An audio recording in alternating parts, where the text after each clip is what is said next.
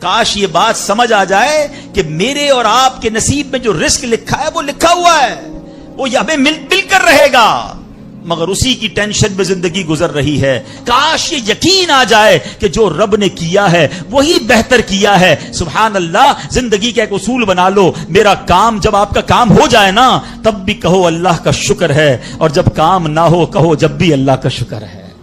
میرے لیے یہی بہتر ہوگا، آپ مزے میں آ جاؤ گے، اللہ سے دوستی کر لو، اے میرے رب جو تو نے فیصلہ کیا میں اس پر راضی ہوں، آپ کسی ٹینشن میں نہیں رہو گے۔ ہمارا پرابلم پتہ ہے کیا ہے؟ ڈیفنس کے لوگ جانتے ہیں، کبھی گزرتے ہوں گے نا ڈیفنس کی گلیوں سے، یار یہ پلاٹ بہت اچھا مل رہا تھا، 4 سال پہلے یہ ریٹ تھا، میں لے لیتا، آج تو کتنی پرائس ہو گئی، یار وہ گاڑی 1 مہینہ پہلے لینے والا تھا نہیں لی، گورنمنٹ نے پرائس بڑھا دی، یار یہ فیکٹری میں پہلے خرید لیتا، اسی ٹینشن میں رہتے ہیں، یہ کر لیتا وہ کر لیتا، ارے نہیں کیا، نہیں ہوا، وہی میرے لیے بہتر تھا، جو رب نے دیا وہی میرے لیے بہتر ہے۔ خدا کی قسم جس دن اللہ پر بھروسہ سیکھ لیا، رب سے دوستی کر لی، رب کے فیصلوں پر اطمینان تمہیں حاصل ہو گیا، زندگی کے بہت سارے غم ختم ہو جائیں گے، جو بھی ہوگا وہ رب کی طرف سے ہے۔ ارے جب حضرت ابراہیم آگ میں ڈالے جا رہے ہیں، جبریل امین آ کے پوچھتے بتاؤ اے ابراہیم تمہاری کوئی مدد کر سکتا ہوں، کوئی حاجت ہے؟ فرماتے مجھے کوئی حاجت نہیں۔ کہا اللہ سے تو کہہ دو کہ رب دیکھ رہا ہے، اس کا دیکھنا میرے مانگنے سے بہتر ہے۔ اے ہائے یقین کیسا تھا کہ وہ رب رحمان قدرتوں والا ہے، اللہ وہ ہے جو مردے سے زندہ نکال سکتا ہے، اللہ وہ ہے جو دن سے رات کو بناتا ہے، رات سے دن کو بناتا ہے، اللہ پاک وہ ہے جو بنجر سرزمین کو سرسبز و شاداب بنا دیتا ہے، یہ وہی رب ہے جو صحرا سے چشمے نکال دیتا ہے۔ اللہ پر یقین تھا کہ اگر پانی نہیں تو کیا ہوا، پانی بھی اسی کی نعمت ہے، وہی عطا فرمانے والا ہے، ارے یہاں کھانا نہیں تو کیا ہوا، رزق دینے والا تو موجود ہے۔ آج بے یقینی کی فضا کیسی ہے، یقین ہی نہیں ہے کسی کو، تذبذب، ٹینشن، اللہ پر، دین پر، اپنے دنیا کے معاملات پر یقین ہی نہیں ہے کسی کو، ہر وقت بے فکروں میں گھرا ہوا ہے۔ اے میرے پیارے اسلامی بھائیوں، آج غربت عام ہے، مشکلات ہیں، ہر دوسرا آدمی مشکلات میں پھنسا ہوا ہے، لڑائی جھگڑے ہیں، نا اتفاقی ہے، دنیا میں کئی جگہ تو مسلمان بیچارے ظلم و ستم کا شکار ہیں، اللہ پاک ان کی غیب سے مدد فرمائے۔ الحمدللہ مسلمانوں نے تاریخ میں شاندار کارنامے سر انجام دیے ہیں، اللہ کریم نے مسلمانوں کو بڑی شان و شوکت سے نوازا ہے، مگر اب حالات کسی اور طرح کے چل رہے ہیں۔ کبھی غور کیا اس کی وجہ کیا ہے؟ اس پر تجزیہ کیا جائے تو ایک بڑی وجہ سامنے یہ آتی ہے کہ مسلمانوں میں بے یقینی بڑھا دی گئی ہے۔ پیارے آقا مکی مدنی مصطفیٰ صلی اللہ تعالی علیہ وسلم کا ذرا فرمان سنیے۔ مشہور صحابی حضرت ابو ہریرہ رضی اللہ تعالیٰ عنہ اس حدیث کے راوی ہیں، رسول ذیشان مکی مدنی سلطان صلی اللہ تعالی علیہ وسلم نے فرمایا ما اخاف علی امتی الا ضعف الیقین، آقا فرماتے مجھے اپنی امت پر خوف نہیں ہے مگر یقین کی کمزوری کا، یعنی اور کوئی خوف نہیں ہے، یہ امت ایسا نہیں ہوگا کہ شرک میں مبتلا ہو جائے گی، فرمایا میری امت اللہ پاک کا انکار نہیں کرے گی، ہاں میری امت کو جو بڑا مسئلہ درپیش ہوگا ان کا یقین کمزور ہو جائے گا، ان کا بھروسہ کمزور ہو جائے گا۔ ایک اور حدیث پاک سنیے، آقا فرماتے ہیں نجا اول هذه الامه بالیقین والزہد، اس امت کے پہلے لوگ یقین اور دنیا سے بے رغبتی کے ذریعے نجات پا گئے، ویہلک آخر هذه الامه بالبخل والعمل، اور اس امت کے جو آخری لوگ ہوں گے کنجوسی اور لمبی امیدوں کے سبب ہلاک ہو گئے۔ پہلے والے یقین کی وجہ سے کامیاب ہو گئے، کیسا یقین تھا؟ 313 تھے نا، مگر بھروسہ رب پر کیسا تھا کہ فرشتوں کی فوج مدد کے لیے آ جاتی ہے۔ اور بعد والے فرمایا کنجوسی ہوگی، لمبی امیدیں ہوں گی۔ کنجوسی کیوں ہوتی ہے؟ مال خرچ کروں گا ختم ہو جائے گا، یقین نہیں ہے نا، یہ پیسے چلے جائیں گے، زکات نہیں دیتے لوگ، اللہ کی راہ میں خرچ نہیں کر رہے، لمبی امیدیں بنائی، یقین نہیں ہے۔ بے یقینی کی کچھ مثالیں میں آپ کو سمجھاتا ہوں۔ ابھی تک شاید کچھ لوگ کہہ رہے ہوں گے یار یہ بات تو ٹھیک کر رہے ہیں، بے یقینی ہونی نہیں چاہیے، مگر ہمیں تو بے یقینی نہیں ہے۔ اب میں کچھ ایگزامپل کے ذریعے سمجھاتا ہوں۔ ہم مانتے تو ہیں اللہ پاک رزق دینے والا ہے، ٹھیک ہے، پھر بھی مال کے پیچھے مارے مارے پھرتے ہیں۔ کوئی لندن پیرس کے خواب دیکھ رہا ہے، کشتیوں کے اندر بیٹھ کر، پچھلے دنوں واقعات ہوئے نا، پیسے دے کر وہ ڈنکی لگا کر جاتے ہیں، کوئی راستے میں مر جاتا ہے، کوئی کشتی میں بیچارے ڈوب گئے، کیوں؟ یقین نہیں ہے، ادھر پیسے نہیں ملیں گے ادھر پیسے ملیں گے، کسی طرح ادھر چلا جاؤں یا مر جاؤں گا بھوکا۔ ذرا غور کیجئے اے میرے پیارے اسلام بھائی، کو سود کا کام کرتا ہے، کیوں کرتا ہے سود کا کام؟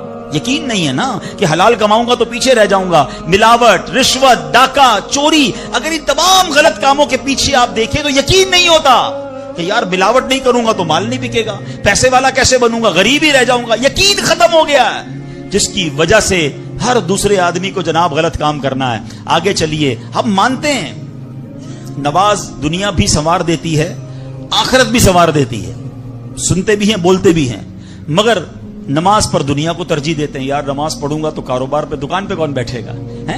نماز پتہ ہے آخرت اور دنیا سنوار دے گی، یقین نہیں ہے. اسی طرح ہم مانتے ہیں کہ مسلمان کی ترقی قرآن پر عمل کرنے میں ہے، مگر نہ قرآن خود پڑھتے ہیں نہ اپنے بچوں کو پڑھاتے ہیں.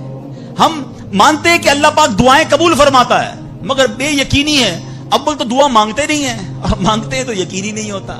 اب یقین کریں، علماء نے لکھا ہے کہ جو بندہ بغیر یقین کے ساتھ دعا مانگتا ہے نا، اس کی دعا قبول ہی نہیں ہوتی ہے. یعنی مثال دیتا ہوں، آپ بیمار ہیں یا پریشان ہیں یا کوئی مشکل میں ہیں، دعا کرتے ہوئے یہ خیال آ رہا ہے یار مسئلہ حل ہونا تو نہیں ہے، چلو پھر بھی مانگ لیتے ہیں. علماء کہتے ہیں حل ہی نہیں ہونا ہے، تمہیں رب پر ہی بھروسہ نہیں ہے. اب مثال دیتا ہوں اس کو ایک بلا تمثیل. آپ کا کوئی ملازم ہے، اس کو پیسوں کی ضرورت ہے اور وہ آپ کے پاس آ کے کہتا ہے صاحب 5,000 روپے کی ضرورت ہے، مجھے لگتا تو نہیں آپ دیں گے، چلیں پھر بھی آپ سے مانگ ہی لیتا ہوں. آپ بتائیں آپ اس کو پیسے دیں گے یا ڈانٹ دیں گے کہ جب تمہیں مجھ پر یقین ہی نہیں ہے تو آئے کیوں میرے پاس؟ مجھے لگتا تو نہیں آپ میری مدد کریں گے، چلیں پھر بھی آپ سے کہہ دیتا ہوں میری مدد. پہلے ہی آپ نے اس بندے کو ناراض کر دیا نا. ہم کہتے نہیں ہیں، مگر ہماری بے یقینی یہ کہہ رہی ہوتی ہے اور اللہ سے دعا کر رہے ہوتے ہیں کہ اللہ مجھے امید تو نہیں تو دے گا، پھر بھی میں مانگ رہا ہوں. توبہ توبہ توبہ. یقین پتہ کیسے کام کرواتا ہے؟ ایک بڑا پیارا واقعہ ہے. ایک گاؤں میں بارش نہیں ہو رہی تھی اور لوگ پیاسے مر رہے تھے، کئی سال ہو گئے بارش نہیں ہو رہی تھی. آخرکار گاؤں والوں نے پلان کیا کہ سارے گاؤں والے جمع ہوتے ہیں اور مل کر دعا کرتے ہیں، نماز استسقاء، اور اس کا ایک پورا طریقہ ہے دعا کا. ایک قطرہ بارش کا نہیں پڑ رہا تھا، مویشی بھی پیاسے، لوگ بھی پیاسے، کنویں بھی سوکھ گئے تھے. اب جب گراؤنڈ میں لوگ جمع ہوئے نا تو ایک نوجوان ہاتھ میں چھتری لے کر آیا. لوگ اس کا مذاق اڑانے لگے، ارے اللہ کے بندے سالوں ہو گئے بارش نہیں ہوئی ہیں، تم چھتری لے کر آئے ہو؟ تو کہتا مانگنے کس سے آیا ہوں، اس رب نے بارش تو دینی ہے، واپسی کیا بھیگتا ہوا جاؤں گا؟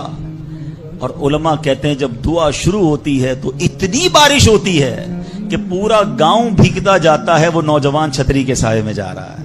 فرمائیے اس نوجوان کا یقین تھا جس کی وجہ سے یہ بارش ہوئی ہے.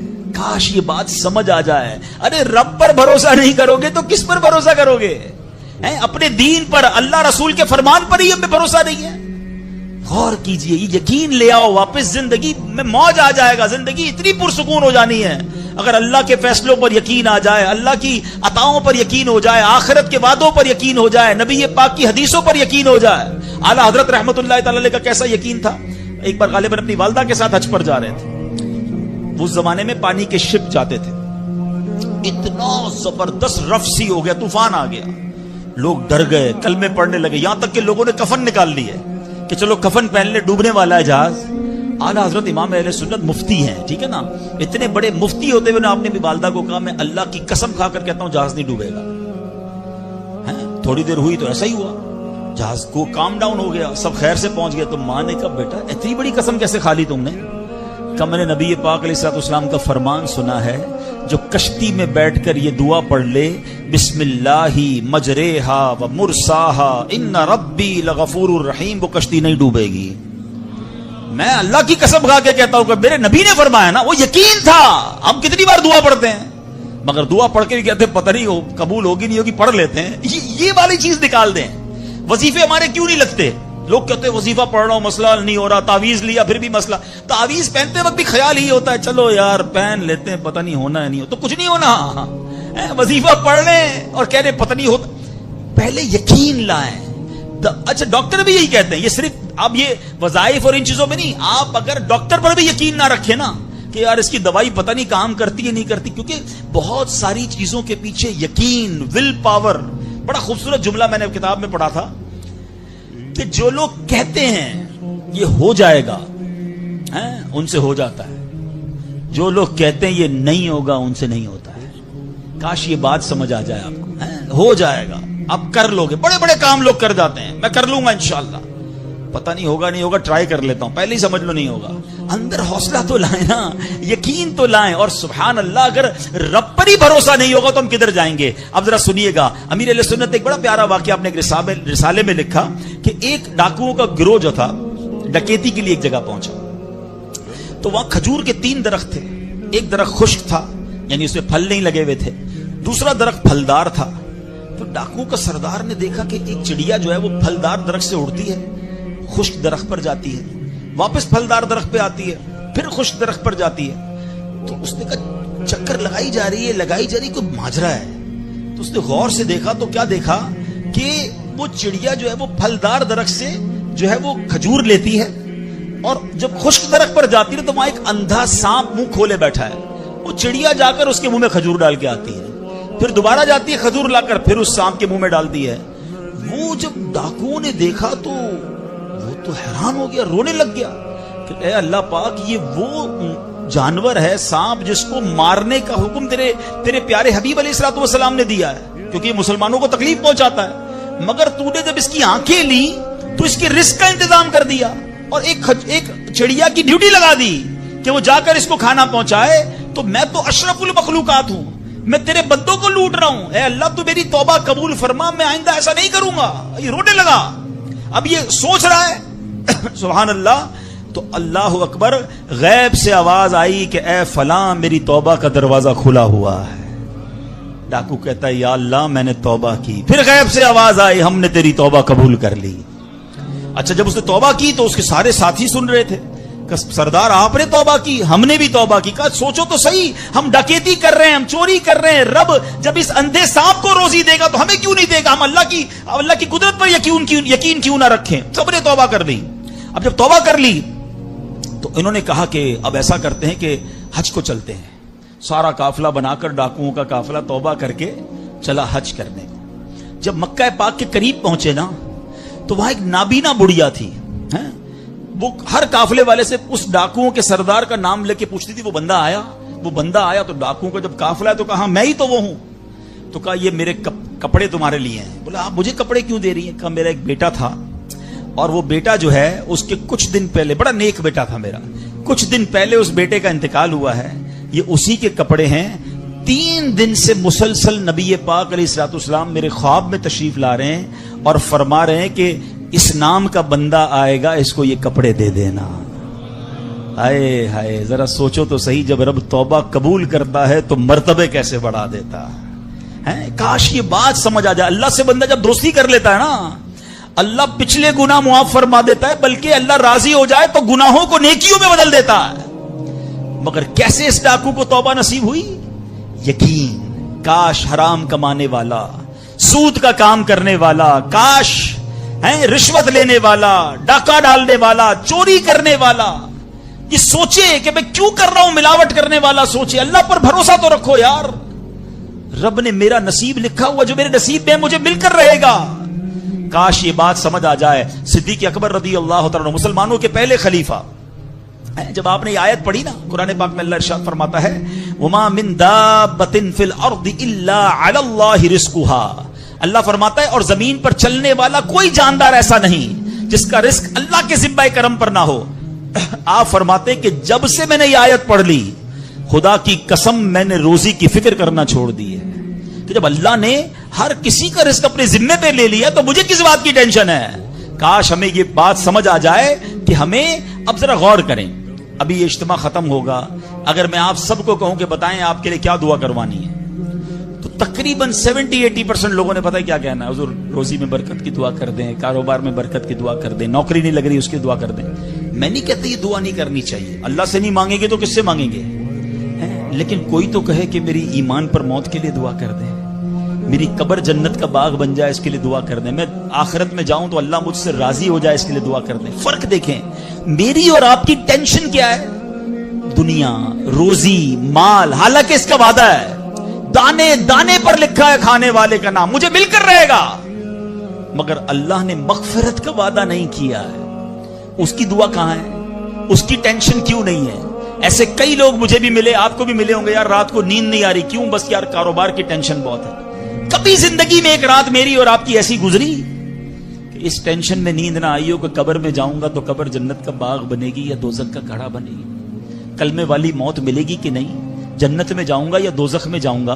میزان عمل پر جب اعمال تولے جائیں گے گناہ کا پلڑا بھاری ہوگا یا نیکیوں کا پلڑا بھاری ہوگا؟ یار آج جون جولائی کی گرمی ہیٹ سٹروک کی باتیں ہو رہی ہیں، 50 ڈگری میں حال برا ہو گیا، سورج 1 میل پر جب ہوگا اور لوگوں کی پیاس زبان سے باہر زبانیں آئیں گی، مجھے جام کوثر نہ ملا تو میرا کیا بنے گا؟ کبھی اس کی ٹینشن، اس کا وعدہ نہیں ہے، یہ اللہ سے دعا کرنی ہے، اس کے لیے کوشش کرنی ہے۔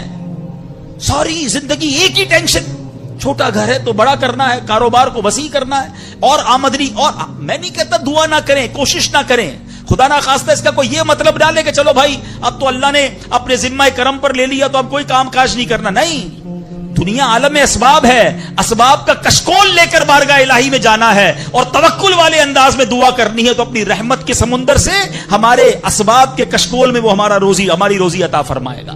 اسباب اختیار ضرور کرنے، مگر اسی فکر میں زندگی تو برباد نہ کر دینا کہ سارا صبح سے لے کر شام تک ایک ہی ٹینشن۔ بھروسہ رکھے رب پر، یقین رکھے رب پر۔ آج حال یہ ہے، بچہ پیدا ہو جائے تو ٹینشن، او ہو اب میرا بچہ ہو گیا، اس کی آگے پرورش میں کیسے کروں گا، اس کی تعلیم کا کیا ہوگا،